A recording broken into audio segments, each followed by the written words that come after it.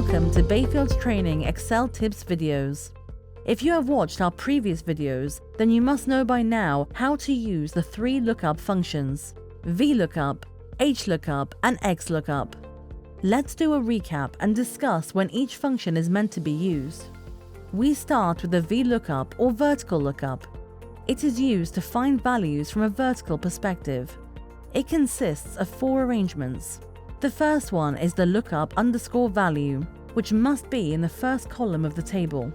The second one, table_array, which is arranged in the first two columns of data sorted in ascending order. The third parameter is the index_number, which specifies the column number within the range that contains the return value. And lastly, the approximate_match, which has two options. Either enter false to find an exact match, or enter true to find an approximate match. If this argument is omitted, true is the default. Moving on to the HLOOKUP or horizontal lookup.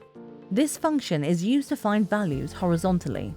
The syntax format remains the same as the VLOOKUP function. However, the third argument is now the row number. It works like VLOOKUP, but it now specifies which row to return.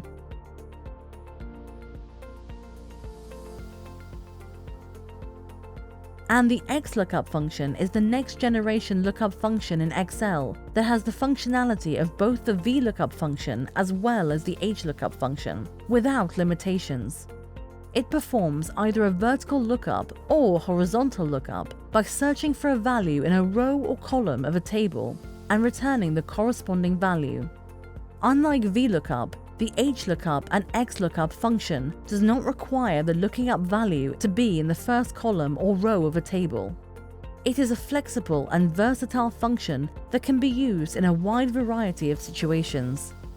And this is the difference of the three lookup functions. Happy learning! Follow us on our social media platforms to learn more about our Excel tips. And for more information about our executive education courses, visit our website www.bayfieldtraining.com.